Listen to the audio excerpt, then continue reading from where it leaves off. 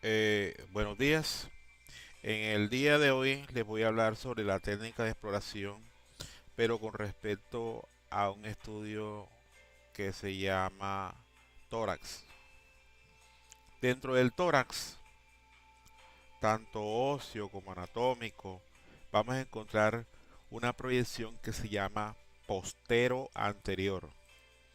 Cuando hablo de postero anterior, me refiero es a la incidencia del rayo. Es decir, que el rayo incide por la parte posterior y emerge por la parte anterior. Es decir, colocamos el paciente en bipedestación de tal forma que la línea media del buki, en este caso del buki vertical, esté en el mismo paralelo con el paciente. Ahora, el rayo es perpendicular, incide de acuerdo al criterio de análisis. Es decir, incide a nivel de la cuarta vértebra dorsal cuando hay que ver corazón. Para ver pulmones, incide a nivel de la sexta vértebra dorsal. Ahora, este es una postero anterior. En la postero anterior debe colocarse el paciente la región palmar en la cintura, pegando los hombros al buki para desplazar las escápulas. Las escápulas, o omóplato como lo conocen algunos, debe estar fuera del campo pulmonar. Deben verse los vértices. Los vértices pulmonares deben de verse completamente. Debe verse también parte de cuello. Los ápices, que son estas punticas de acá, deben verse también en su totalidad. La distancia externo-clavicular tiene que ser simétrica. Si hay un aumento de espacio, la placa está rotada. No debe verse columna dorsal. Debe verse hasta la cuarta vértebra dorsal. Esta es la postero anterior. La imagen y lo del paciente. También encontramos una lateral. La lateral puede ser derecha o izquierda. En este caso es una lateral izquierda. Lateral izquierda porque el contacto de la mesa o el contacto del buki es el lado izquierdo. Por eso se llama lateral izquierda. Si el lado derecho estuviera en contacto con el buki, fuera lateral derecha. Lo mismo, colocamos el paciente en bipedestación, los brazos alzados flexionados, de tal forma que no bloqueen la estructura. El rayo incide a nivel de la sexta vértebra dorsal, o lo que de pronto también lo pueden decir, a nivel del ángulo de la escápula. A ese nivel está. Se le dice al paciente en ambas, tanto la PA o la P y la lateral, que tome aire y lo sostenga. Quiere decir que la radiografía esta se hace en inspiración, sosteniendo el aire, y tomando aire y sosteniéndolo. También encontramos las proyecciones de oblicua. Hay que tener en cuenta que acá no nos interesa la incidencia del rayo, sino la estructura que está en contacto con la mesa o con el buki. Es decir, si la parte posterior, o en este caso esta que estamos ubicando acá, es la parte anterior, la que está colocada en contacto con el buki, es la parte posterior la que recibe el nombre. Entonces decimos una oblicua anterior, en este caso anterior, izquierda porque es el lado izquierdo que está en contacto. Una oblicua anterior izquierda. Y esta es la imagen. En la oblicua anterior izquierda, el paciente forma un ángulo de 45 grados con respecto al buquivertical. Este es una oblicua anterior derecha. El lado anterior y es derecho. Lado anterior y es derecho. Y esta es la imagen. Este es una oblicua posterior, porque el lado posterior es el que está en contacto con el buqui. Una oblicua posterior izquierda. Este es una oblicua posterior derecha. El lado posterior es el que está en contacto con la mesa. Contrario, como vimos ahorita, que lo que nos interesa acá es la incidencia del rayo. Acá no nos interesa la incidencia del rayo, sino la ubicación o el contacto de la estructura con la mesa o con la placa. Este es una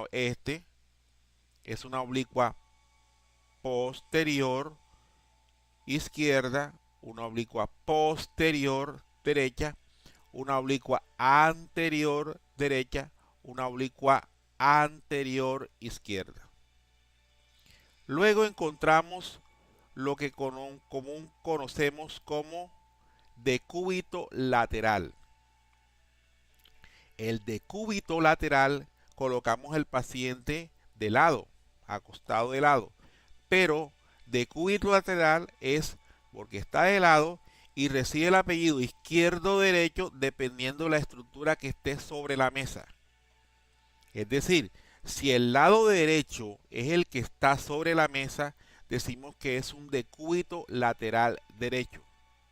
Pero si el lado izquierdo es el que está sobre la mesa, apoyado sobre la mesa, es decúbito lateral izquierdo.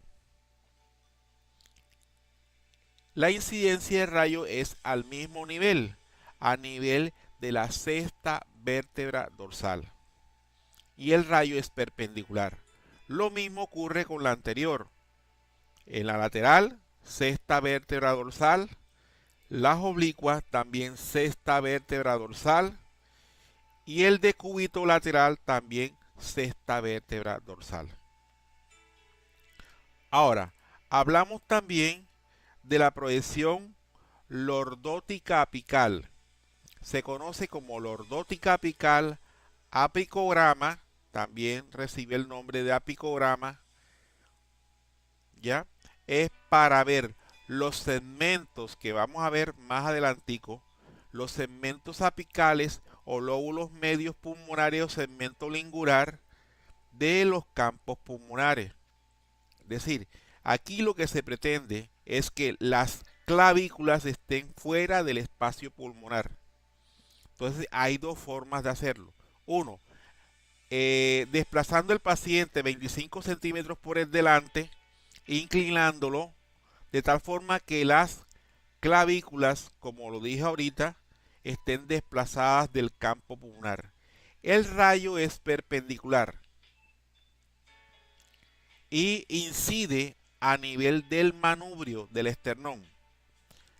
Eso es cuando el paciente está inclinado. Ahora, si el paciente está totalmente acostado o en contacto con la mesa o el buqui vertical, el rayo es el que se angula de tal forma que las clavículas se desplacen. Esas son las dos formas de hacerlo.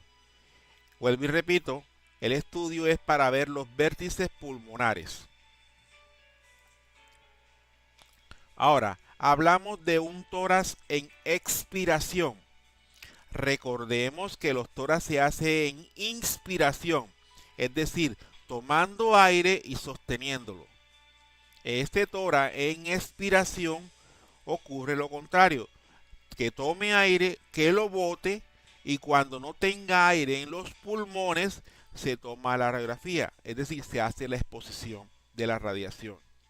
Los mismos parámetros, dorso de la mano, en la cintura que pegue los hombros para que se desplacen las escápulas y el rayo incide a nivel de la sexta vértebra dorsal.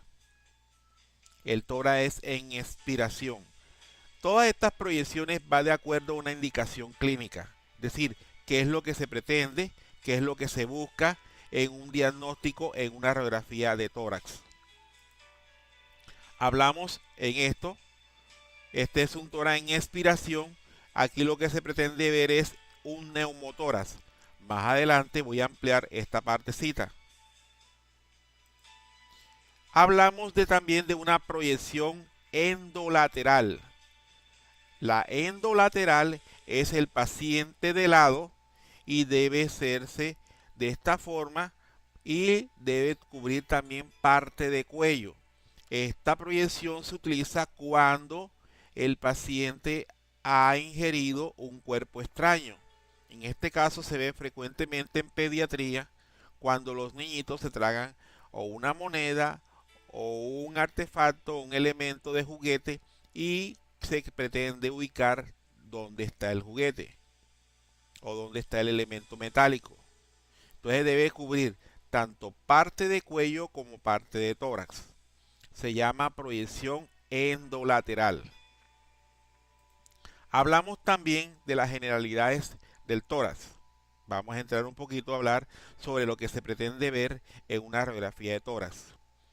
Hay también tener en cuenta que en una radiografía de tórax es para ver tanto vasos, campos pulmonares, corazón, ¿ya? Y lo que son las cúpulas diafragmáticas cuando más vemos lo que son las hernias o los neumoperitoneos, etcétera, etcétera, de acuerdo a la patología.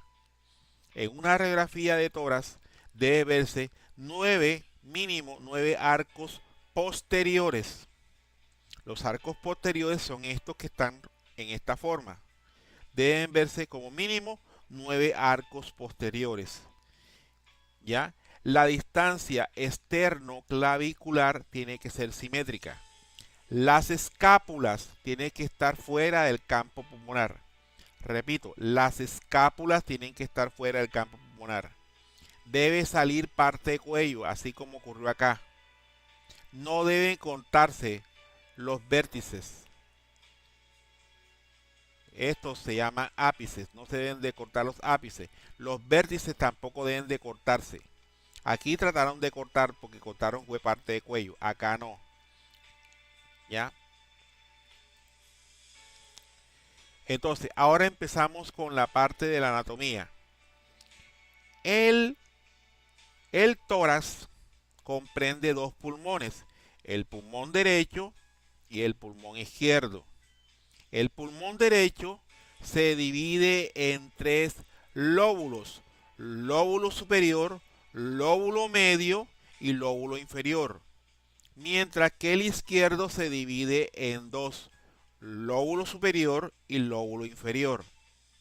Ahora, el lóbulo superior derecho se divide en 3 segmentos.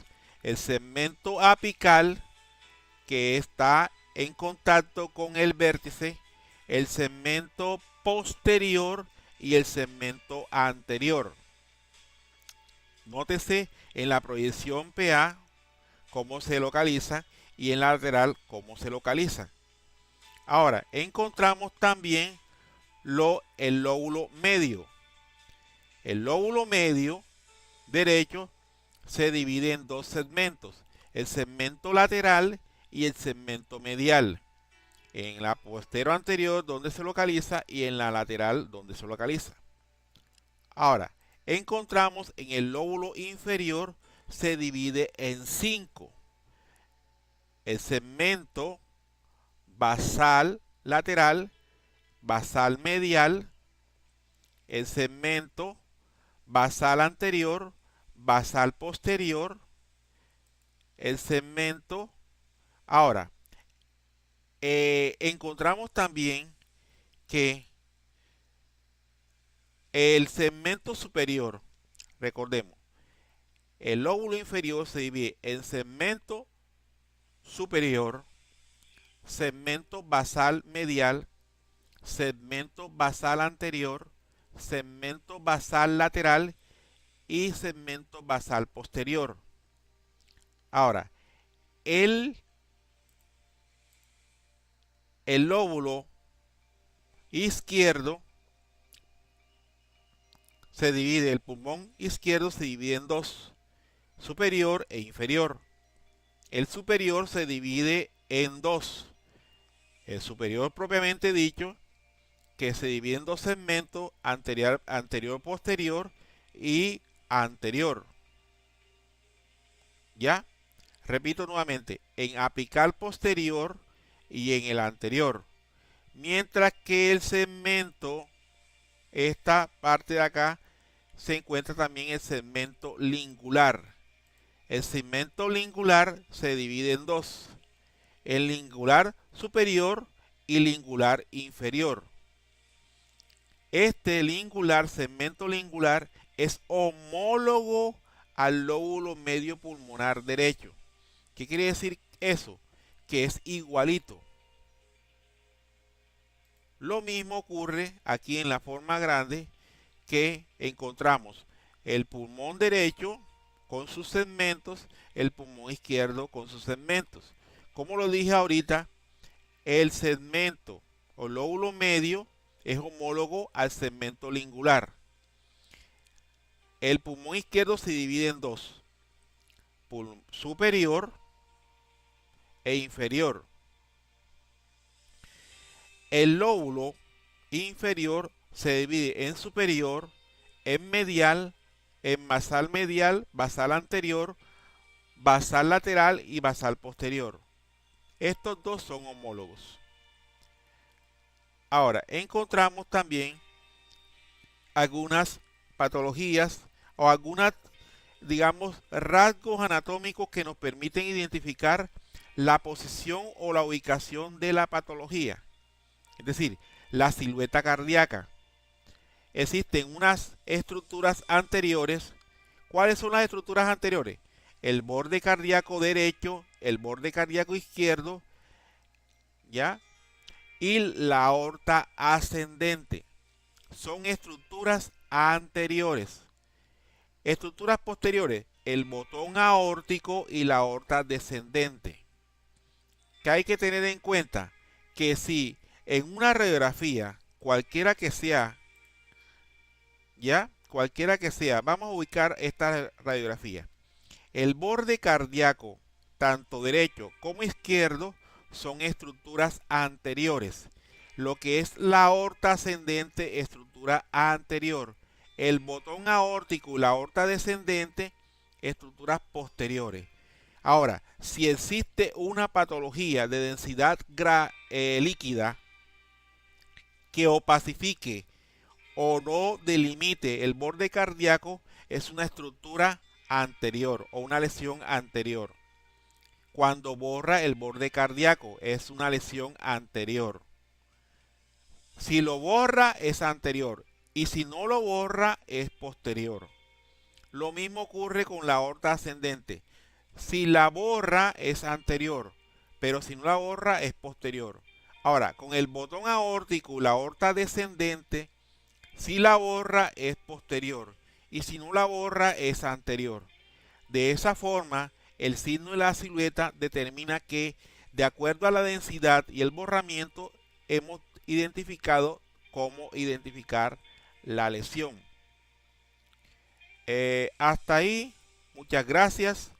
El próximo video les mostraré algunos ejercicios de radiografía de tórax para identificar todo esto lo que hemos expuesto.